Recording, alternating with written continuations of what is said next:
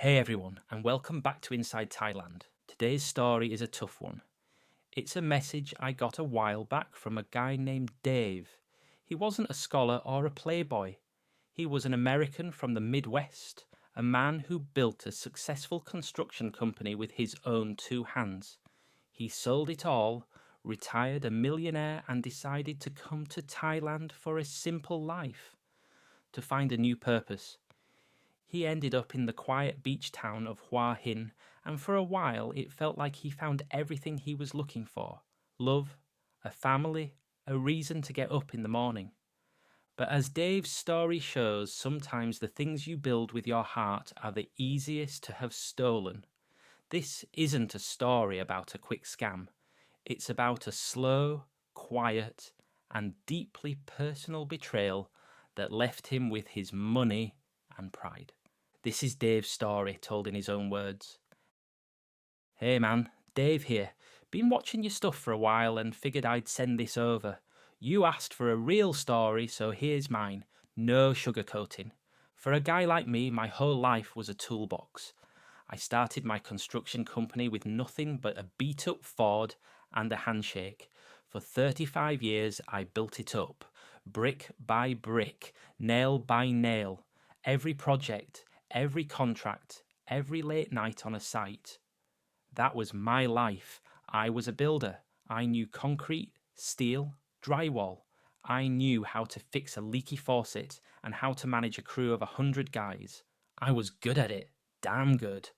When I finally sold the company last year, I thought I'd be on top of the world. I mean, the money was there. The paperwork was signed. I had a big house in a nice neighbourhood, paid off my truck, and had more in the bank than I ever thought I'd see. But all of a sudden the alarm clock didn't matter. There was no crew to check on, no foreman calling with problems.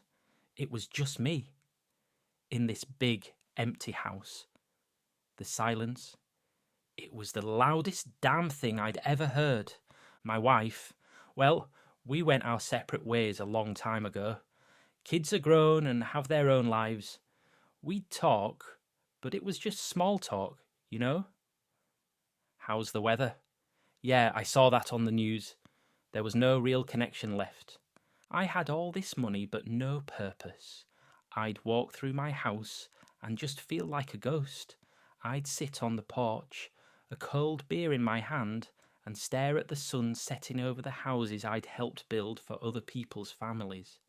And I'd think, what the hell was it all for? I wasn't a scholar, never was. I didn't read books or go to art museums. My whole life was about building things with my hands, and now my hands were empty. That's what it came down to. I was a man who knew how to build, but I had nothing left to build. That's when I started looking at Thailand, not for a party or a crazy new life. I just wanted to go somewhere quiet, somewhere I could maybe find a new purpose, a new life, something to build, anything. I didn't know it then, but I was building a trap for myself. I was running from the loneliness I couldn't fix back home, and I was about to run right into the exact same feeling 1,000 miles away. I ended up in Hua Hin with a duffel bag and a new lease on life, or so I thought. I didn't want to be in the middle of some crazy party town. I'm a quiet guy, a guy who appreciates a good routine. Hua Hin felt right.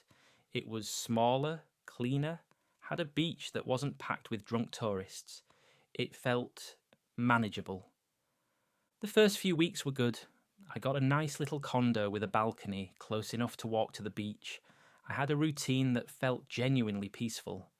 I'd get up, have a coffee, walk for miles along the water and just listen to the waves.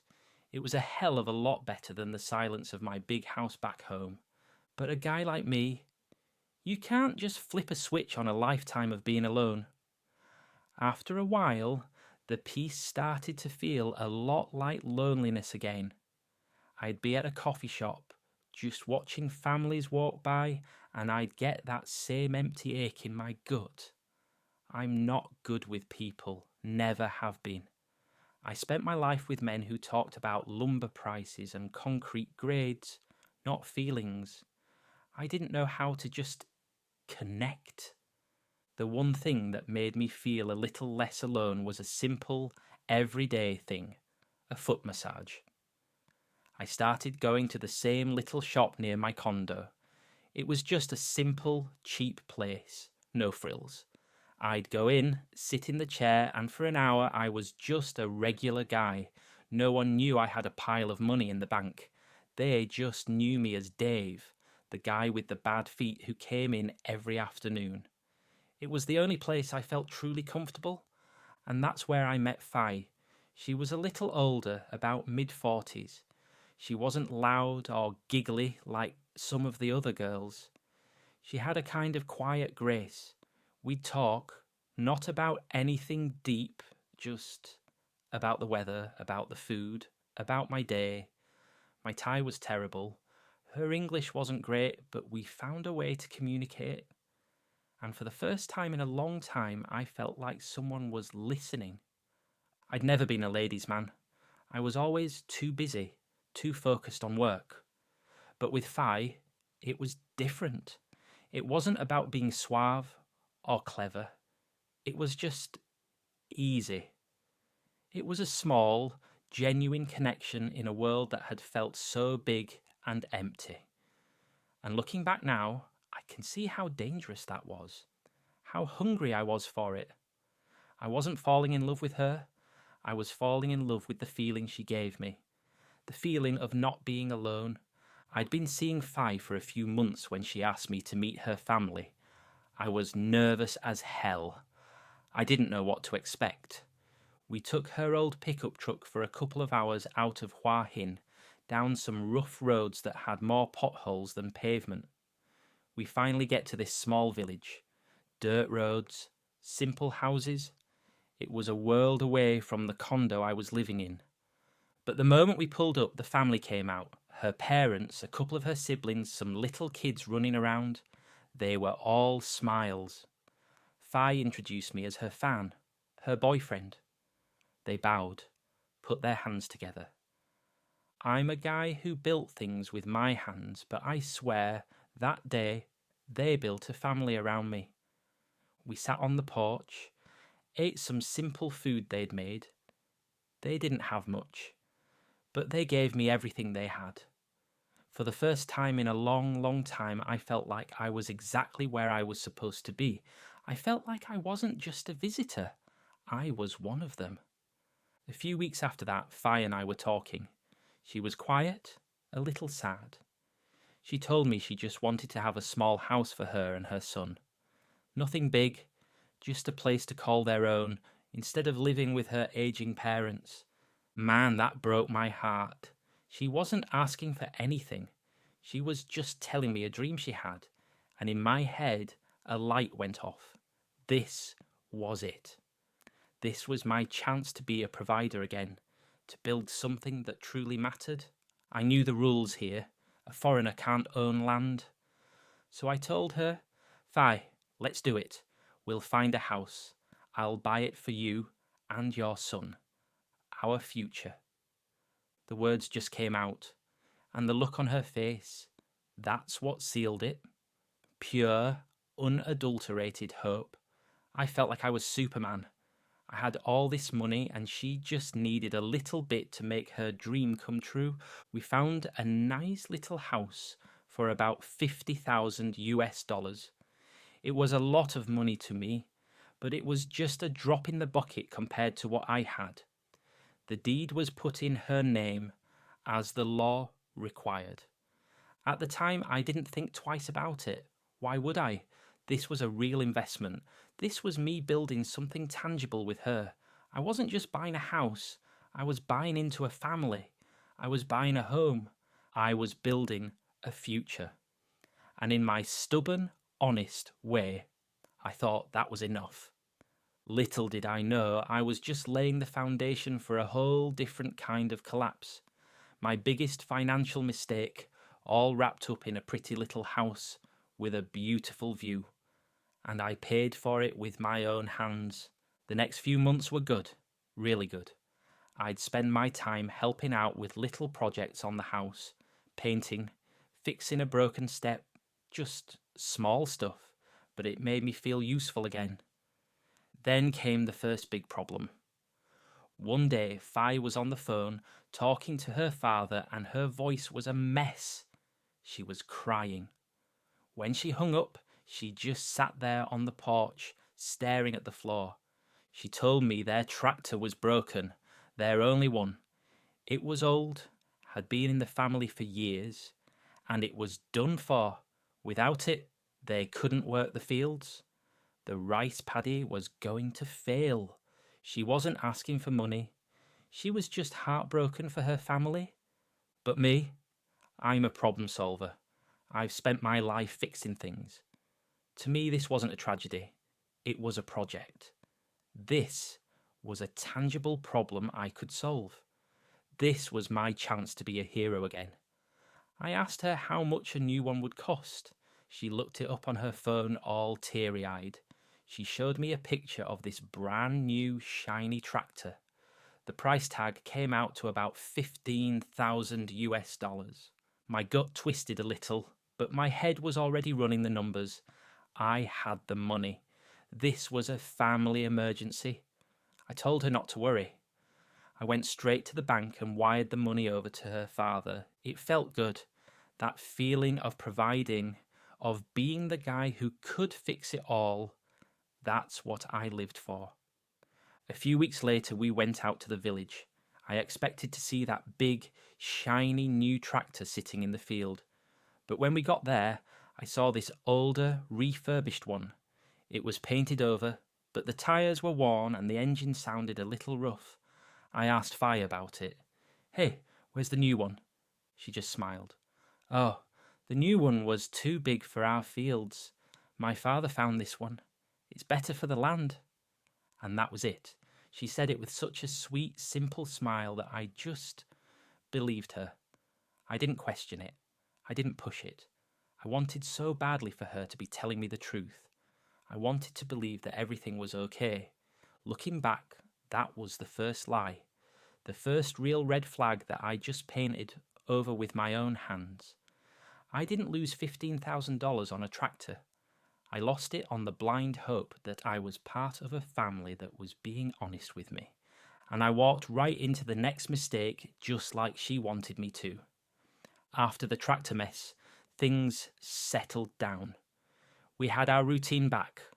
I managed to convince myself that Phi was right, that the old tractor was better.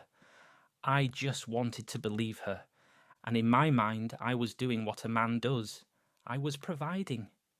I was taking care of my family. A few months later, we were in the village again, walking through the fields. That's when Phi told me about her next big dream. She pointed to the field next to her family's. It was a good-sized plot, sitting empty. She said if we could buy it, we could start a proper market garden. Not just rice, but fruits and vegetables. Something that would bring in money all year round. I'm a construction guy. I understand projects. And to me, this wasn't just a gift. This sounded like a smart business plan. A real investment. The cost for the land and the startup money for tools and seeds came out to around 75,000 US dollars. It was a massive amount. It was my retirement money. But I thought of it as a down payment on my future. This time I was smarter. I wasn't just giving money. I told her I needed to see the land first. I made her get all the details. I felt like I was back in control, like I was the businessman I used to be. We went to the local office and I saw documents. I didn't understand all the Thai, but Phi translated. It all looked legit to me. I made her promise that the new plot would be registered in both our names, our investment, our future. She agreed without a second thought. She was so happy, so excited. She told me we would be a team, partners in this. And man, that's all I ever wanted to hear. I wired the money, 75 grand, just like that. My heart was pounding. I felt like I was finally building something that would last. This wasn't about loneliness anymore. This was about a new life, a real business, a family legacy. It felt like the most right decision I'd ever made, but I was so focused on the building, on the project itself, that I didn't see the cracks already forming in the foundation. I was a sucker for a plan, and she gave me a good one. I was just too blind to see that the blueprints were a lie. After the land deal, things started to get weird. It wasn't a sudden shift. It was slow, like a leak you don't notice until the floorboards are soaked. The money started going out in smaller, more frequent amounts. The new house needed a new air conditioner, then a new refrigerator for the family's kitchen, then a new roof on her mother's house, a new motorbike for a cousin who had to make deliveries. It was always for a good reason, always for the family, and I always paid. Because by then I was so invested, I couldn't say no. I was a part of the family, wasn't I? How could I tell them no after everything we'd been through? I wasn't a millionaire anymore, not with that big number in my bank account. I was living on my investments, and they were getting smaller and smaller. It was like I had a hole in my pocket, and every time I bent over, a few more dollars would just fall out. Over a year, I probably spent another 50,000 US dollars on all these family needs. The big purchases were over, but the small ones were killing me. I'd wire money for a new roof, and a few weeks later, I'd see Phi wearing a new gold necklace. I'd ask her about it, and she'd just smile and say, "Oh, it's nothing. It's just a gift from a friend." But it was something. It was everything. I wasn't a partner in the business anymore. I was a bank. I was a resource they tapped whenever they needed something. The conversations we had were no longer about our future, our dreams. They were about the next problem. And Phi? She was always busy, always on her phone, always with her family. I was still paying for our condo, still paying for everything, but I was alone in it. The silence I had back in my house in America, it was back. But this time it was worse. It was a silence filled with suspicion. I was watching my life get built, but I wasn't the one doing the building. I was just the guy with the checkbook, and the cracks in the foundation were starting to show. It all came crashing down a few weeks later. I was sitting in our condo, waiting for Phi. She said she was coming over after family business, but she was hours late. I was just sitting there, alone, a cold beer in my hand. And I just had this sick feeling in my gut. I knew something was wrong. I called an expat friend I knew from a social club. A good guy, been in Thailand a long time. I told him what was going on, the constant money requests, Phi being busy all the time. I tried to sound casual, but I'm a terrible liar. He didn't say much at first. He just listened. Then he said, "Look, mate, I've seen this before. It's an old story. They don't see you as a man, they see you as a bank. You need to get some real answers." He gave me the name of a private investigator. I felt stupid. I felt like a fool. But I was so desperate for the truth, any truth, that I called the guy. I gave him all the details, the land, the house, the money for the tractor. I told him I needed to know if any of it was real. A few days later, he came back with a stack of papers and a memory stick. I sat there in my empty condo, and he laid it all out for me. The land I paid 75,000 US dollars for to start a market garden, it was leased on a month-to-month basis. Phi could get rid of it tomorrow with a simple phone call. I owned absolutely nothing. The tractor I paid 15,000 US dollars for? The investigator found a receipt for an old, beat-up, refurbished tractor they bought for just under 4,000 US dollars. The rest of the money was gone. And the house I bought for her, for us, for our future, was even worse. The investigator found out that Phi had just taken out a mortgage on it for another 20,000 US dollars, using my initial purchase as collateral. She was using the house I bought her to get more money for her family, and I had no legal claim to any of it.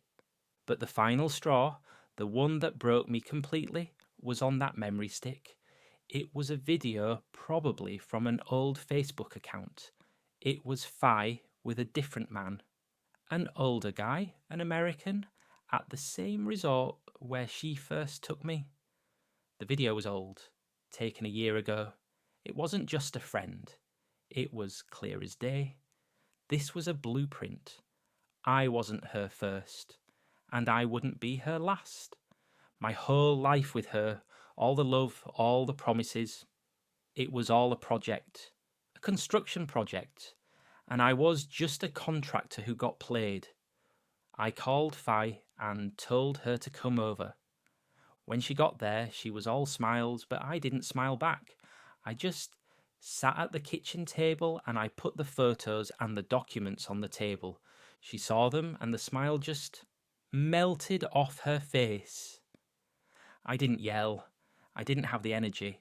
I just looked at her and said, "Was any of it real, Phi? The love? The family? The hope?" She didn't deny it. She didn't cry. She just looked at me with this kind of tired, resigned expression, like she'd been expecting this. "Dave," she said, "you came here looking for a family. You wanted to build something again. You wanted to be needed." "And you gave me that," I said, my voice cracking. "And you gave us what we needed," she replied. "My family needed money. You needed a family. We helped each other. This is how it works." Her words hit me harder than any punch. She wasn't a villain in her own mind. She was a pragmatist. This wasn't about love for her. It was about survival. And I was just the next guy who came along with a full wallet and an empty heart. I realised I wasn't angry at her. I was angry at myself. I wasn't a millionaire who got scammed. I was a desperate old man who tried to buy what he couldn't build for himself. I looked at the photos of the other guy on the memory stick. I realised this wasn't a one-off thing. It was a business. She wasn't an evil person. She was an expert in emotional transactions, and I was the one who didn't read the fine print. The next morning, I packed a small bag, just a few clothes, my passport. I left everything else. The condo I paid for, the furniture I bought, the life I tried to build. I left it all behind. I walked out of the door and got into a taxi, and I just told the driver to take me to the airport. I didn't look back. I couldn't. I just stared at my hands, these big, rough, capable hands that had built so much in my life, and I just wondered how I could have let them build so little for myself. I was on the plane, flying back over the Pacific. I looked at the clouds, and all I could think about was the money. I came to Thailand with a fortune, a retirement fund that was supposed to last me the rest of my life. I left with what was left of my original savings, but it was nothing compared to what I'd had. All those investments, the house, the land, the tractor, all the little things, they were all gone. People might think nothing means I left with an empty bank account, but that's not it.